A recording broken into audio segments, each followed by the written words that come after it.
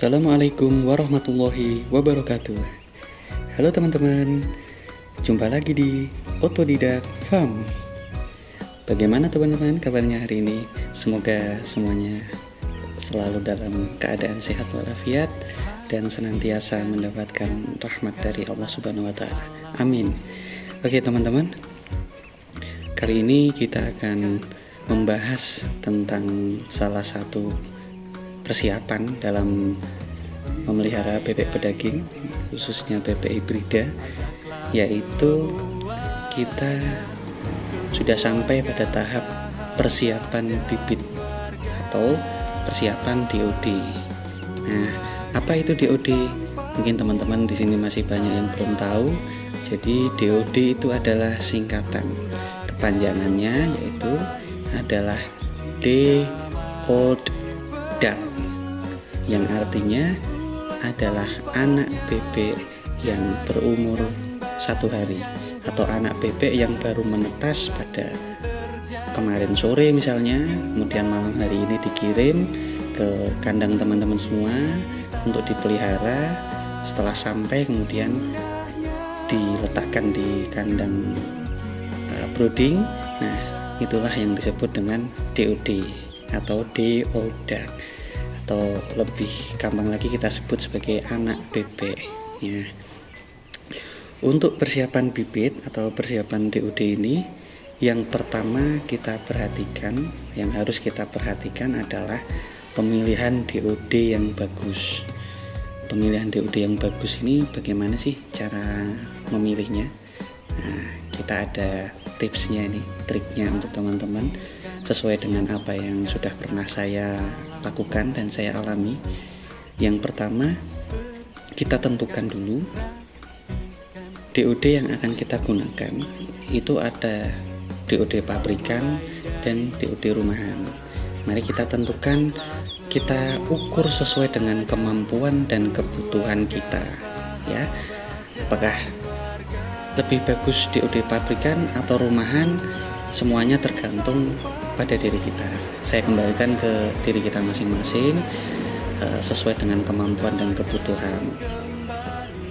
Jelas untuk DOD pabrikan, keunggulannya adalah dia sudah divaksin ya.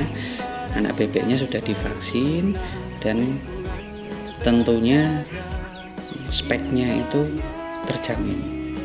Speknya di atas 1,5 bahkan bisa sampai 2 kilo untuk usia 35 sampai 40 hari.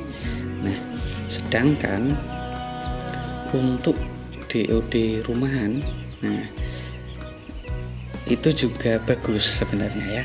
Nah, tapi perlu kita perhatikan, dalam DOD rumahan itu biasanya belum divaksin teman-teman. Nah, kenapa belum divaksin? Karena tetasan rumahan ya, bebek yang sudah menetas kemudian langsung dipasarkan gitu. Jadi belum melalui vaksin dan tentunya kita butuh dana dan tenaga untuk memvaksin sendiri. Vaksinnya cukup mudah, kita tinggal beli obat vaksin di poultry shop terdekat teman-teman atau di toko pakan ternak. Itu biasanya menyediakan vaksin untuk unggas. Kita pilih yang terbaik. Kemudian cara vaksinnya bisa teman-teman pilih, apakah mau ditetes di mata atau mau disuntikkan ke tubuh bebeknya langsung. Tinggal sesuai kemampuan atau sesuai keinginan teman-teman gitu ya. Nah, dari DOD tadi kita sudah jelaskan ada DOD pabrikan dan DOD rumahan. Nah, sekarang saya mau jelaskan macam-macam pabrikan penyedia DOD. Kenapa saya jelaskan begitu? Karena kebetulan saya sendiri memakai DOD yang pabrikan. Nah, kenapa saya pakai DOD pabrikan? Tentunya dengan banyak pertimbangan ya. Kenapa saya pakai DOD pabrikan? Yang pertama, karena DOD pabrikan sudah divaksin, jadi menurut saya sudah aman dari virus ataupun dari penyakit. Walaupun pada akhirnya nanti di tengah jalan ada yang mati atau ada yang sakit, itu wajar ya, pasti angka kematiannya ada walaupun tidak banyak seperti DOD rumahan gitu ya teman-teman. Terus yang kedua, DOD pabrikan itu speknya besar. Iya. Kenapa besar teman-teman? Karena DOD pabrikan itu sebagian besar induknya itu indukan packing F1. Jadi indukan packing dengan kualitas terbaik yang darahnya masih murni packing, dan tentunya disilangkan dengan bebek lokal yang darahnya juga murni bebek lokal. Nah, dengan persilangan dua jenis bebek ini tentunya melahirkan atau terciptalah bebek yang bagus, bebek hibrida, bebek terbaik, bebek berdaging yang menjadi primadona saat ini dengan kualitas yang baik gitu ya teman-teman. Nah, untuk macam-macam penyedia DOD-nya saya mungkin belum bisa menyebut merek karena takutnya nanti teman-teman jadi terpaku atau tergantung pada satu merek saja. Mari kita simak dari ujung barat, itu dari daerah Jawa Barat itu ada DOD pabrikan yang boxnya berwarna biru, itu lumayan bagus ya, bagus. Nah, dengan spek yang cukup besar dan ketahanannya cukup bagus dari penyakitnya. Terus kemudian juga postur tubuhnya bagus dan juga kerataannya bagus. Nah, itu dari Jawa Barat. Terus kemudian ada penyedia DOD juga dari Jawa Timur. Nah, teman-teman di Jawa Timur ataupun di Nusantara ini, di Indonesia, mungkin sudah banyak yang tahu. Nah, ada beberapa penyedia DOD pabrikan di Jawa Timur. Nah, yang pertama itu yang boxnya warna merah, dan yang kedua itu yang belum lama ini menyediakan DOD yang boxnya warna orange ya. Nah, dengan penyedia DOD yang sudah saya sebutkan tadi, silakan boleh teman-teman pilih mana yang terbaik.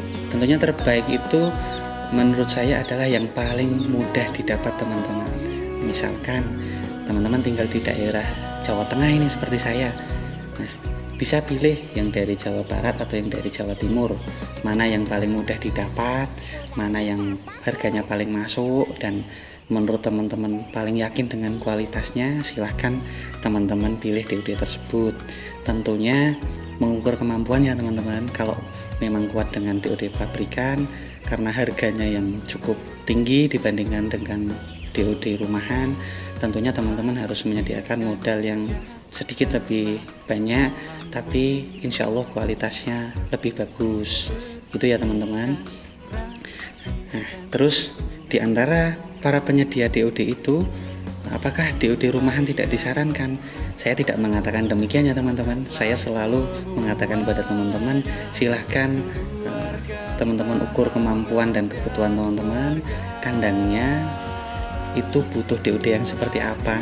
Nah, monggo silahkan ditentukan mulai dari sekarang untuk memilih DOD yang terbaik gitu ya. Terus kemudian ciri-ciri DOD yang bagus. Nah, ciri-cirinya apa sih DOD yang bagus itu? Nah, tentu yang pertama adalah lincah.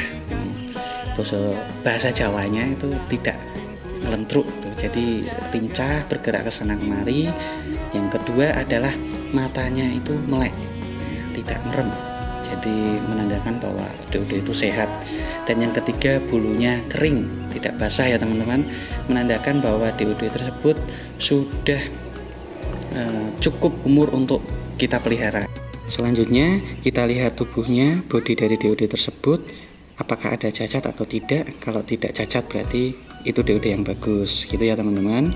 Nah, sekian yang dapat saya sampaikan tentang persiapan bibit DOD. Semoga bermanfaat untuk teman-teman semua. Salam ternak rumahan, salam otodidak farm. Wassalamualaikum warahmatullahi wabarakatuh.